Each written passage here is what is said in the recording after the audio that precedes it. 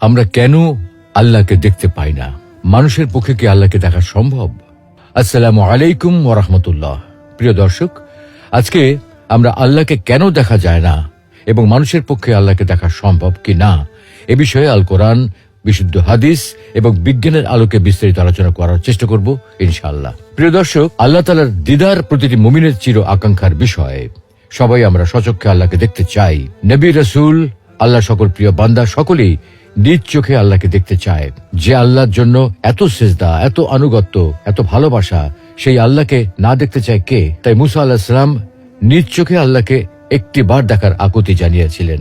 কিন্তু মুসা আলাইহিস সালামের মতো জলিলুল কদর রাসূলের পক্ষে আল্লাহকে দেখা সম্ভব হয়নি। আমাদের প্রিয় নবী মুহাম্মদ সাল্লাল্লাহু আলাইহি ওয়াসাল্লামের অন্তরেও আল্লাহকে দেখার ভীষণ আকুতি ছিল, কিন্তু সাইয়্যিদুল আম্বিয়ার পক্ষেও আল্লাহকে দেখা সম্ভব হয়নি। বস্তুত দুনিয়াতে কারো পক্ষেই আল্লাহকে দেখা সম্ভব নয়।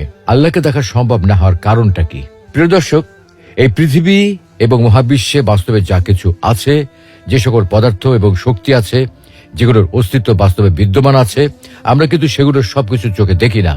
অথচ সেগুলো বাস্তব সত্য এবং সেগুলোর উপস্থিতির কারণে আমাদের শরীর ও জীবন নানাভাবে প্রভাবিত হয়। কিন্তু তারপরেও আমরা সেগুলো দেখতে পাই না, কারণ রিয়েলিটি বা বাস্তব জগৎ শুধুমাত্র আমাদের পঞ্চ ইন্দ্রিয়ের মধ্যে সীমাবদ্ধ নয়।